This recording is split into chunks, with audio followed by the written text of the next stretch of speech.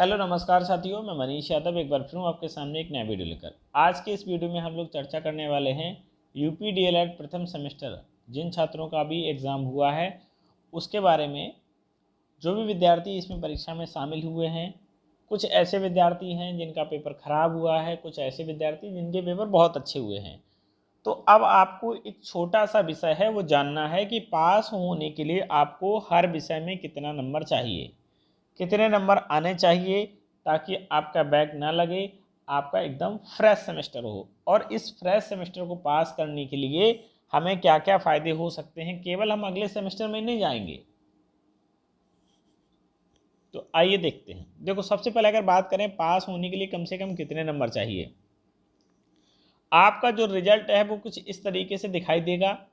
आपने यहाँ देखा होगा कि ये आपके पेपर रहे थे और ये पेपर आपने दिए हैं, ठीक है ना।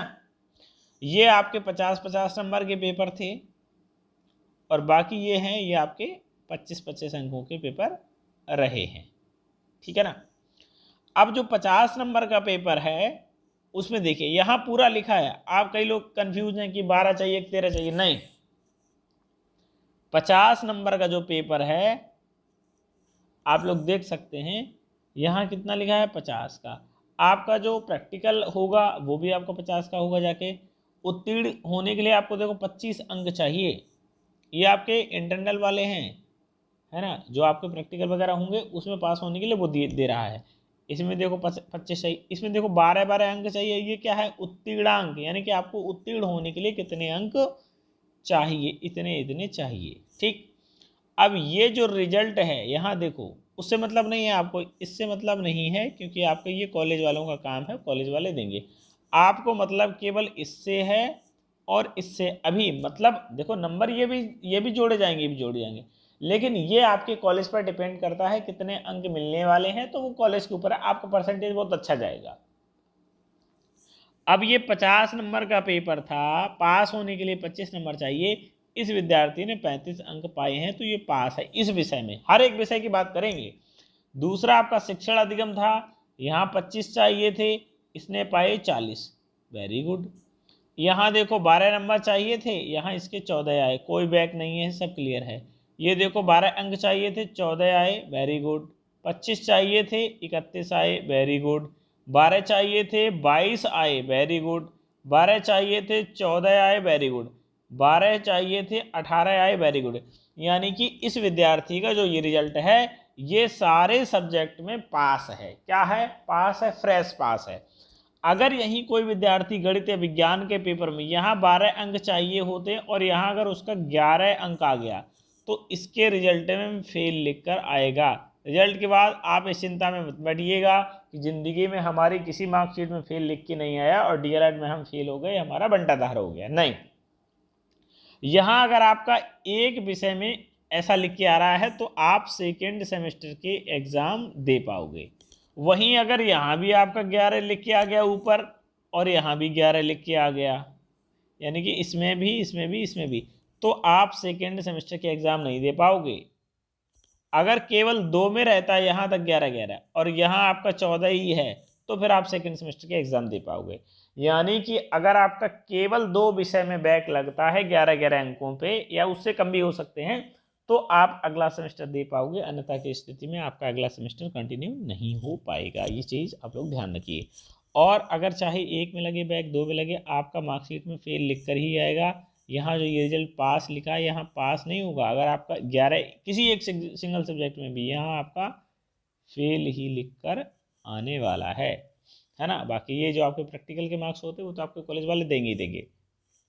आपका परसेंटेज जो है वो 85 से 90 तक या 90 प्लस बहुत आराम से जाएगा, क्योंकि आपका 275 नंबर की थ्योरी और 325 नंबर का आपका प्रैक्टिकल होता है। तो 325 में कम से कम 320 नंबर तो मिल ही जाता है। तो यहाँ से आपका परसेंटेज जो है बहुत अच्छी तरीके से बन जाता है। चारों सेमेस्टर के आपके 800-800 के होंगे। टोटल आपका जो पूर्णांक होगा जाके वो आपका 3200 का होगा।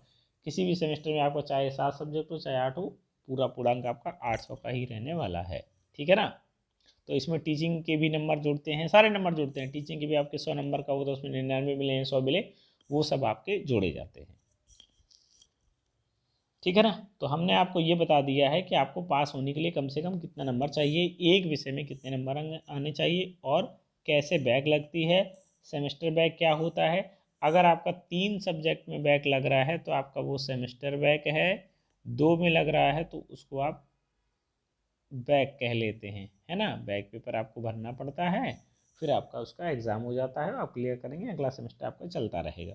लेकिन एक नुकसान क्या होता है फेल होने से, मान लीजिए फर्स्ट सेमेस्टर में अभी आपने स्कॉलरशिप भरा, आपकी 41,000 स्कॉलरशिप आ गई, सेकेंड सेमेस्टर में आपने भरा नहीं क्योंकि रिजल्ट नहीं आ पाता, थर्ड सेमेस्टर में आप पुनः भरते, केवल 2 ही बार भरा जाएगा। आप ये सोचिए कि 3 बार 4 बार भर दें, नहीं, अगर आपने सेकेंड सेमेस्टर में यहाँ भर दिया आके फॉर्म रिजेक्ट हो गया, थर्ड सेमेस्टर में भर नहीं पाओगे, 2 ही बार भर पाओगे। इसलिए जब आपका उचित समय हो तभी स्कॉलर में भरना चाहिए।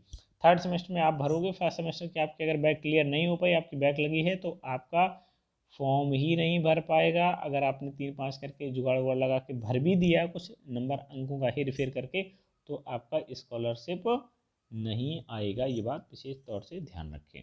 अब हमें करना क्या है भाई, कई विद्यार्थी ऐसा सोच रहे हैं कि ये वाला सेमेस्टर हमारा बहुत अच्छी तरीके से निकल जाए, राम राम कहे, हमारा किसी भी विषय में बैक ना लगे। अगर एक बार में एक आध में भी लगता है तो कोई बात नहीं, हम अगले सेमेस्टर में अच्छी तरीके से तैयारी कर लेंगे। तो अगले सेमेस्टर में अगर आपको अच्छी तरीके से तैयारी करनी है तो ये आप हमारा व्हाट्सएप नंबर सेव कर लीजिए। जब तक आपका डीएलएड चलता है, जब तक आपका मन होता है कि हम टीचिंग की इस फील्ड में हैं, तो आप इसको सेव रख सकते हैं, ठीक है ना। हम आपको PDF notes, hard copy notes आपके घर पे पहुंचाने का काम करते हैं। पेड नोट्स होते हैं, अगर आप लोग हार्ड कॉपी फॉर्मेट में भी नोट्स चाहेंगे सेकंड सेमेस्टर के, तो वो आपको आसानी के साथ हमारे इस व्हाट्सएप नंबर पर संपर्क करने के साथ मिल सकते हैं। हम यहाँ से आपको ग्रुप में ऐड कर देते हैं, वहाँ से आपको सूचनाएं मिलती रहती हैं।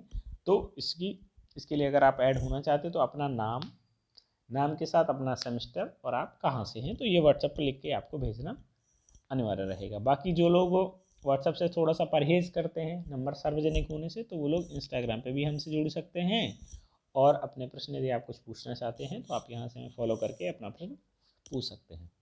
फिलहाल आज की इस वीडियो में बस इतना ही। पुनः आपसे भेंट होगी फिर किसी नई वीडियो में किसी नई जानकारी के साथ। बने रहिए चैनल के साथ। Thanks for watching. जय हिंद।